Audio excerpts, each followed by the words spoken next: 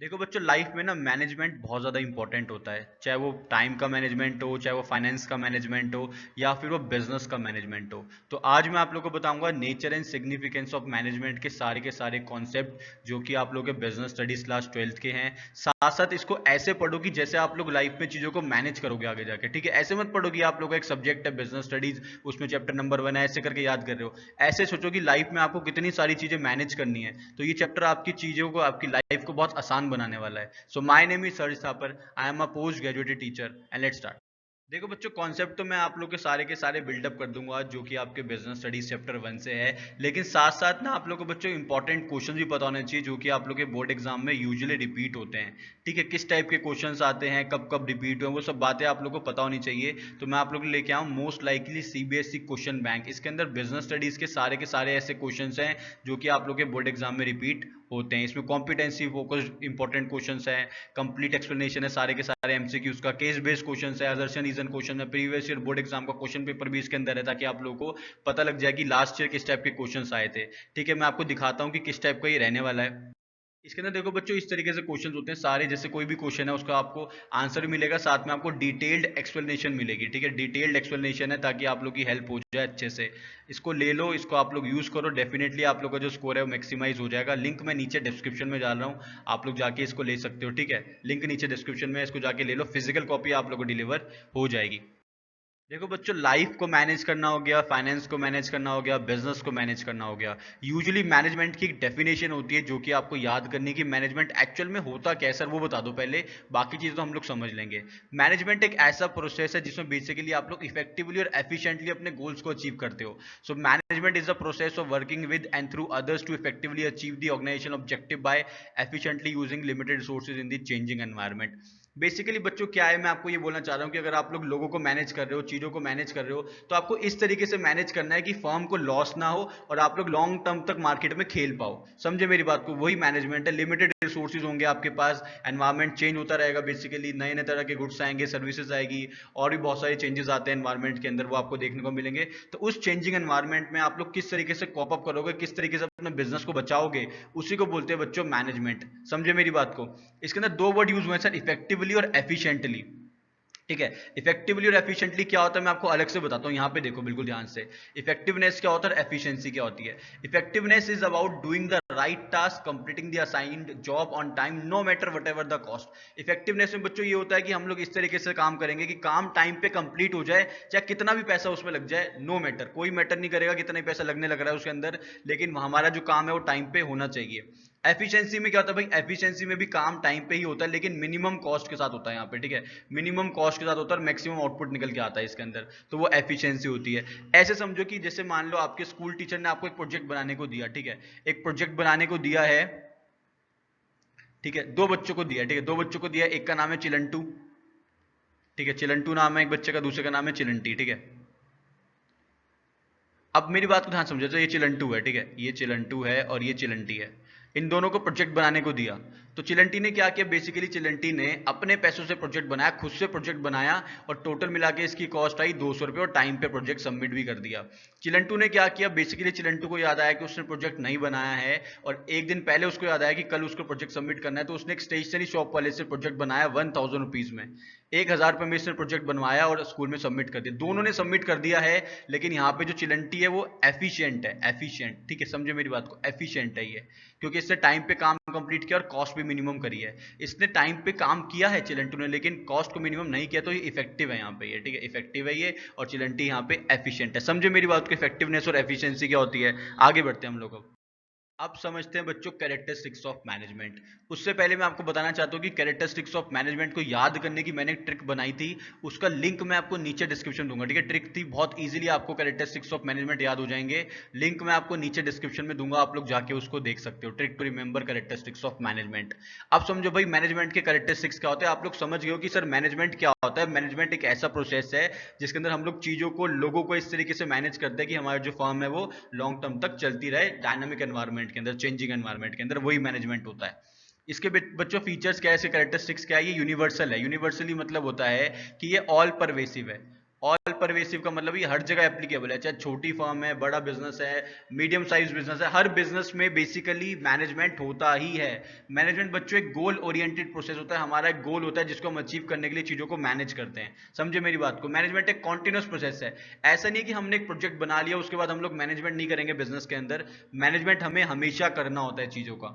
Management बच्चों multi dimension होता है, हमें 3 चीजों का मैनेजमेंट करना होता है: management of work, management of people and management of operations. इन 3 चीजों का हमें बच्चों मैनेजमेंट करना होता है, पीपल, वर्क और ऑपरेशंस का। वर्क बेसिकली कौन कौन से काम होंगे उसको मैनेज करना है, लोगों को मैनेज करना है, और ऑपरेशंस जो डे टू डे ऑपरेशंस होते हैं उसको भी मैनेज करना होता है। तो मैनेजमेंट एक मल्टी डायमेंशन है, 3 डायमेंशन है इसके। समझे मेरी बात को? मैनेजमेंट बच्चों एक ग्रुप एक्टिविटी है, अकेला बंदा कुछ भी मैनेज नहीं कर पाएगा, अकेला खुद से क्या ही सब कुछ कर लेगा वो। तो अकेला बंदा group activity I mean manage नहीं कर पाएगा चीजों को, इसलिए हम बोलते हैं कि मैनेजमेंट जो बच्चों वो एक ग्रुप एक्टिविटी है। ठीक है।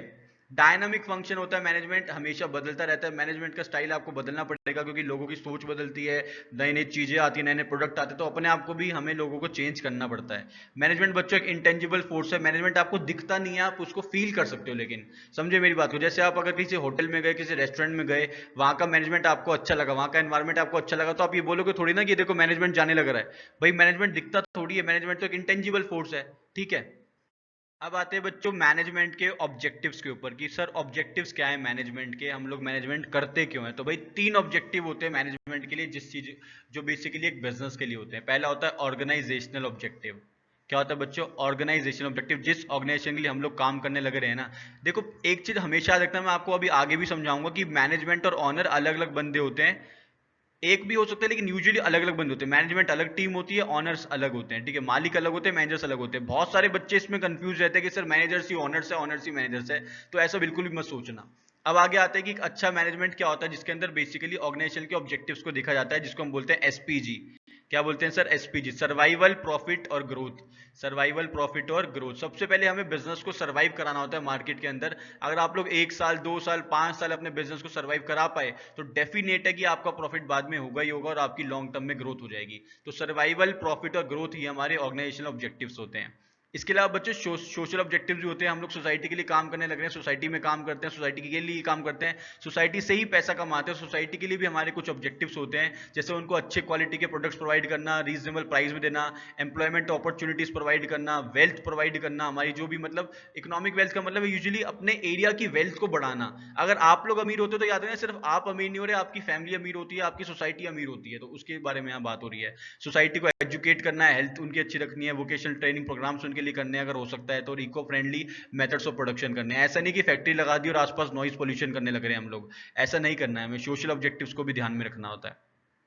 कुछ होते हैं बच्चों पर्सनल ऑब्जेक्टिव, जो कि हमारी टीम में काम कर रहे हैं लोग, उनकी टाइम पे हमें सैलरी देनी चाहिए, उनको अच्छा वर्किंग कंडीशन दो, उनका पीयर रिकॉग्निशन भी कराओ, उनको रिवॉर्ड्स वगैरह दो, ट्रेनिंग दो, उनको सोशल रिकॉग्निशन भी दो। ऐसा नहीं है कि बस आए एम्प्लॉइज काम करके घर चले गए। भाई ऐसे मोटिवेट नहीं होते एम्प्लॉइज, एम्प्लॉइज को भी तो कुछ दो ताकि वो आप लोगों के लिए अच्छा काम करे। समझे मेरी बात को? तो ये 3 ऑब्जेक्टिव्स है मैनेजमेंट के, जिसको हमें समझना होता है। बिल्कुल पिलर्स हैं ये, ऐसे समझ लो मैनेजमेंट के।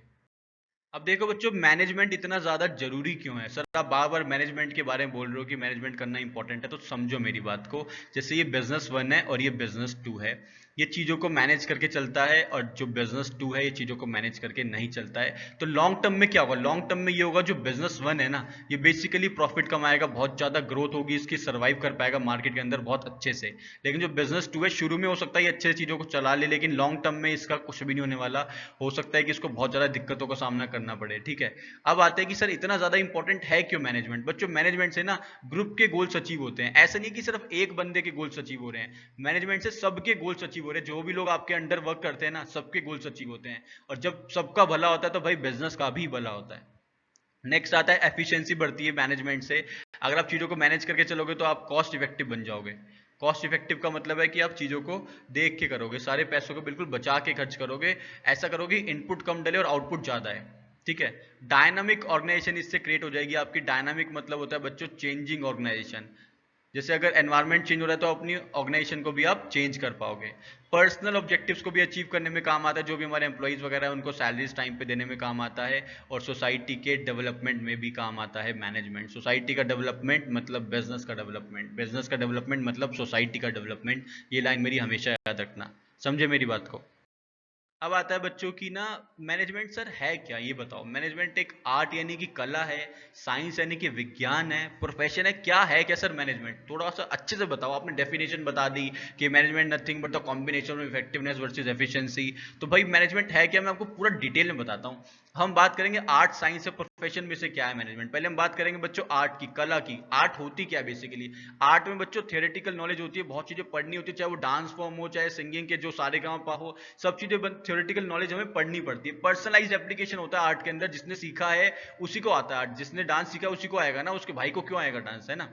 और प्रैक्टिस और क्रिएटिविटी की बहुत नीड होती है आर्ट के अंदर। अब समझो कि मैनेजमेंट से कैसे लिंक करें। भाई मैनेजमेंट में भी तो थियोरेटिकल नॉलेज की नीड होती है ना। हाँ जी सर, होती है थियोरेटिकल नॉलेज। आप पढ़ रहे हो ना मेरे साथ बैठ के यहाँ पे मैनेजमेंट, यही तो थियोरेटिकल नॉलेज है। पर्सनलाइज्ड एप्लीकेशन होता है मैनेजमेंट। भाई आपने सीखा तो आपको ही मैनेजमेंट आएगा, आपके घर में से किसी को नहीं आएगा अंटिल वो भी ना सीखे जब तक, है ना। नेक्स्ट आता है कि मैनेजमेंट में भी प्रैक्टिस और क्रिएटिविटी होती है जो कि आर्ट में होती है। तो हम कह सकते हैं भाई मैनेजमेंट जो है ना, ये बहुत अच्छे तरीके से एक आर्ट है। Management is an art, management is an art, management एक कला है। समझे मेरी बात को। अब बात आती है सर मैनेजमेंट क्या साइंस है क्या? भाई साइंस में क्या होता है, सिस्टमेटाइज्ड बॉडी ऑफ नॉलेज होती है, थियरीज बेस्ड ऑन एक्सपेरिमेंट्स होती है, और यूनिवर्सल वैलिडिटी होती है साइंस के अंदर। अब बात करते हैं कि मैनेजमेंट में भी ऐसा होता है sir, systematised body of knowledge तो सर मैनेजमेंट में भी होती है। Theories based on experiments kind of होता है मैनेजमेंट के अंदर, पूरे तरीके से नहीं होता। यूनिवर्सल वैलिडिटी नहीं होती, हर बंदा अपने तरीके से मैनेज करता है चीजों को, तो यहाँ पे थोड़ी सी दिक्कत है। तो हम बोल देंगे बच्चों जो मैनेजमेंट है वो एक इम्प्योर साइंस है। क्या बच्चों को? इम्प्योर साइंस है, साइंस नहीं है। ऐसा नहीं कहेंगे कि मैनेजमेंट एक साइंस है, ठीक है। आर्ट कह सकते हैं लेकिन साइंस नहीं बोलेंगे भैया। अब आते हैं सर प्रोफेशन के ऊपर। प्रोफेशन में भी सिस्टमेटाइज बॉडी ऑफ नॉलेज होती है, रेस्ट्रिक्टेड एंट्री होती है, प्रोफेशनल एसोसिएशन होता है, एथिकल कोड ऑफ कंडक्ट होता है, सर्विस मोटिव होता है। अब मैं कंपेयर करके आपको बताता हूँ। देखो सिस्टमेटाइज बॉडी ऑफ नॉलेज तो भैया चाहिए ही होती है। चाहे आप ऐसे बोलोगे कि सर कई लोग अनपढ़ होते हैं फिर भी अच्छे से चीजों को मैनेज करते हैं, भाई वो एक्सपीरियंस के साथ चीजों को समझते हैं, वो देखते हैं, पढ़ते हैं, चीजों को समझ जाते हैं एक्सपीरियंस के साथ, वो भी एक तरीके से सिस्टमेटाइज बॉडी ऑफ नॉलेज देने लग रहे हैं। समझे मेरी बात को। नेक्स्ट आता है कि प्रोफेशन के अंदर रेस्ट्रिक्टेड एंट्री होती है, जो कि मैनेजमेंट में ऐसा नहीं होता है। मैनेजमेंट में कोई भी एंटर कर सकता है, चाहे उसकी कुछ भी क्वालिफिकेशंस हो, ऐसा नहीं कि रेस्ट्रिक्टेड एंट्री होगी। लेकिन प्रोफेशन में रेस्ट्रिक्टेड एंट्री होती है। जो बंदा सीए बना है वही सीए बनेगा, ऑब्वियसली बात है। लॉयर बार काउंसिल से जो सर्टिफिकेट लेगा वही लॉयर बनेगा, तो रेस्ट्रिक्टेड एंट्रीज होती हैं। इनका अपना एक प्रोफेशनल एसोसिएशन होता है प्रोफेशनल्स का। जो भी सीए होते हैं, सीए को आईसीआई रेगुलेट करता है, लॉयर्स को बार काउंसिल रेगुलेट करता है। तो हर बंदे का कोई ना कोई रेगुलेट करने वाला है, लेकिन मैनेजमेंट में हमें कोई रेगुलेट नहीं करता है। हमारा जो बेसिकली एनालिसिस होता है वो हमारे प्रॉफिट के ऊपर होता है। अगर प्रॉफिट ज्यादा मतलब मैनेजमेंट अच्छा, प्रॉफिट कम मतलब मैनेजमेंट अच्छा नहीं हुआ है। एथिकल कोड ऑफ कंडक्ट, भाई देखो साफ सीधी बात है, प्रोफेशन में एथिकल कोड ऑफ कंडक्ट होता है, क्योंकि हर चीजों को हम ऐसे करप्ट नहीं हो सकते हर जगह पे। तो भाई मैनेजमेंट में भी एथिकल कोड ऑफ कंडक्ट है। सर्विस मोटिव है, तो भाई मैनेजमेंट भी सर्विस के लिए काम करने लग रहा है, हमें भी तो पैसे कमाने हैं ना मैनेजमेंट करके। तो प्रोफेशन भी कंप्लीट नहीं है, ये काइंड ऑफ प्रोफेशन है, नॉट कंप्लीट प्रोफेशन। समझे मेरी बात को। तो हम ऐसे नहीं बोल सकते कि मैनेजमेंट एक कंप्लीट प्रोफेशन है, ये इनकम्प्लीट प्रोफेशन है। प्रोफेशन में ज़्यादा चीज़ें आने लग रही है जो कि मैनेजमेंट में नहीं आती। आई होप आप लोगों को ये समझ आ गया है। अब आता है बच्चों लेवल्स ऑफ मैनेजमेंट। सर कितने लेवल होते हैं मैनेजमेंट के, ये बता दो अब। तो भैया 3 लेवल होते हैं मैनेजमेंट के, top level of management, middle level of management और लोअर और ऑपरेटिव मैनेजमेंट। उसके नीचे आती है बच्चों वर्कफोर्स। वर्कफोर्स की बात नहीं कर रहा हूँ मैं, यहाँ पे मैनेजमेंट की बात करता हूँ। जो बंदे भैया टॉप मैनेजमेंट में होते हैं वो होते हैं सीईओ यानी कि chief executive officer, chief marketing officer, chief sales officer, chief technology officer, president, MD, ये सब भैया टॉप मैनेजमेंट में आते हैं। इसका मतलब ये होता है कि ये पॉलिसीज बनाते हैं फर्म के लिए, लॉन्ग टर्म डिसीजंस को ये लोग लेते हैं। सीईओ हो गए, सीएफओ हो गए, सीएमओ हो गए, चीफ सेल्स ऑफिसर हो गया, चीफ टेक्नोलॉजिकल ऑफिसर हो गया, ये बेसिकली पॉलिसीज को फ्रेम करते हैं। ठीक है, पॉलिसीज को फ्रेम करते हैं जो कि हमारे बिजनेस के लिए होती है। नेक्स्ट आते हैं middle level of management. Middle level of management में बेसिकली वो होते हैं जो डिपार्टमेंट्स को मैनेज करते हैं। ठीक है, जो डिपार्टमेंट्स को मैनेज करते हैं, चाहे वो कोई भी डिपार्टमेंट हो, मार्केटिंग मैनेजर हो, परचेज हेड हो, सेल्स मैनेजर हो, ऑपरेशन मैनेजर हो, ब्रांच मैनेजर हो, फाइनेंस मैनेजर हो। बेसिकली ये लोग ये देखते हैं कि इनके जो डिपार्टमेंट है उसके अंदर कॉम्पिटेंट पर्सनल अवेलेबल है या नहीं है, लोग इतने काम करने के लिए है नहीं है, अच्छे से कोऑर्डिनेशन हो पा रहा है नहीं हो पा रहा है। जो भी टॉप मैनेजमेंट ने पॉलिसीज बनाई है वो मिडिल लेवल ऑफ मैनेजर्स के पास जाती है, ताकि वो आगे जाके लोअर लेवल ऑफ मैनेजमेंट के पास चली जाए। आई होप आप लोगों को समझ आ गया कि मिडिल मैनेजमेंट क्या होता है। अब समझते हैं कि लोअर और ऑपरेटिव मैनेजमेंट क्या होता है। लोअर ऑपरेटिव में बच्चे सुपरवाइजरी हो गए, फोरमैन हो गए, जूनियर मैनेजर हो गए, इंस्पेक्टर हो गए, क्लर्क हो गए, ये सब आते हैं जो डायरेक्टली वर्कमैन से यानी कि वर्कफोर्स से रिलेटेड है। जो भी वर्कफोर्स को डायरेक्टली ऑपरेट करने लग रहे हैं वो ऑपरेटिव मैनेजमेंट है। देखो नाम भी इसका ऑपरेटिव मैनेजमेंट है, ऑपरेट कर रहे हैं वर्कफोर्स को ये। तो ये बेसिकली क्या करते हैं, वर्कफोर्स को कमांड देते हैं, जो भी पॉलिसीज मिडिल लेवल चाहिए उसको ऑपरेट करते हैं, उनको आगे बताते हैं वर्कफोर्स को कैसे करना है। तो ये होते हैं आपके लेवल्स ऑफ मैनेजमेंट। नेक्स्ट आता है बच्चों फंक्शंस ऑफ मैनेजमेंट। तो टोटल मिला के हमारे पास बच्चों 5 फंक्शंस होते हैं मैनेजमेंट के: planning, organising, staffing, directing and controlling. Planning का मतलब होता है चीज़ों को प्लान करके चलना, ठीक है, पहले से ही प्लान करके चलो चीज़ों को कि हमें फ्यूचर में क्या करना है, उसको हम लोग प्लानिंग बोलते हैं।